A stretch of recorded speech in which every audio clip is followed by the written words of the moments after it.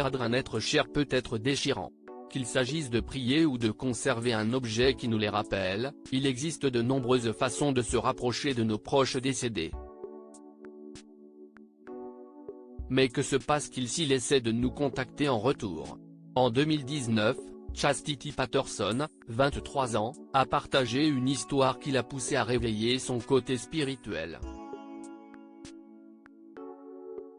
Il a suffi d'un SMS pour que la vie de cette jeune femme change à jamais. Patterson a longtemps pleuré son père, qui est décédé dans un accident de voiture en 2015.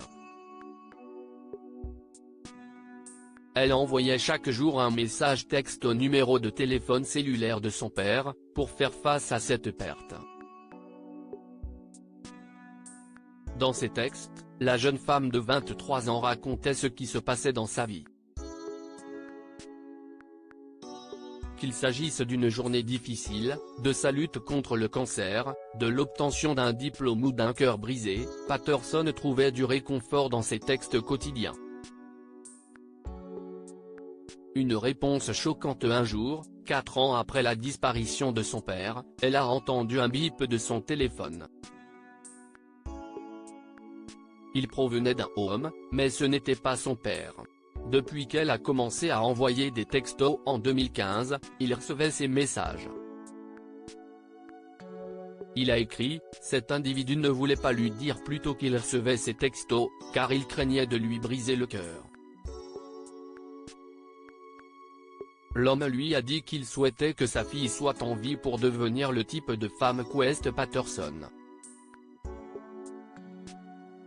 Un réveil de l'âme depuis cet incident, la jeune femme a affirmé que, bien qu'elle n'ait jamais été profondément spirituelle, elle ne pouvait pas mettre cela sur le compte d'une coïncidence aléatoire. Patterson a déclaré, la fille a déclaré que cela peut prendre une longue période, 4 ans dans son cas, mais que Dieu se fait toujours connaître au bon moment. Des promesses qui durant l'histoire de Patterson met en lumière le lien extraordinaire qui unit les pères et leurs filles. Mary Bourne Roberts a également entretenu une belle relation avec son père, et a fait en sorte qu'il danse avec elle à son mariage avant de décéder.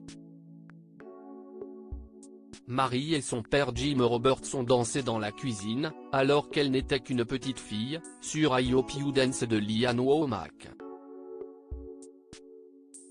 Ils se sont promis de danser ensemble sur cette chanson à son mariage, quand elle serait grande. Mary a finalement eu cette bague tant attendue à son doigt. Cependant, une nouvelle dévastatrice a secoué son monde, lorsqu'elle a appris en 2017 que son père avait une tumeur au cerveau qui se développait rapidement. Mary, déterminée à danser sur leur chanson de Lee Ann Womack, a avancé le mariage en 2018, pour pouvoir danser avec son père une dernière fois, ce qu'ils l'ont fait. Jim est décédé le 10 janvier 2019. Comme beaucoup d'entre nous, Mary et Patterson n'ont que des souvenirs de leur père.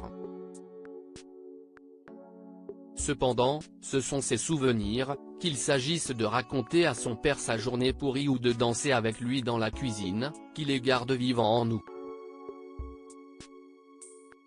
Découvrez plus de détails sur l'histoire émouvante de Mary, qui a décalé la date de son mariage, pour pouvoir danser avec son père le grand jour. Abonnez-vous à Mon Mama sur Google News.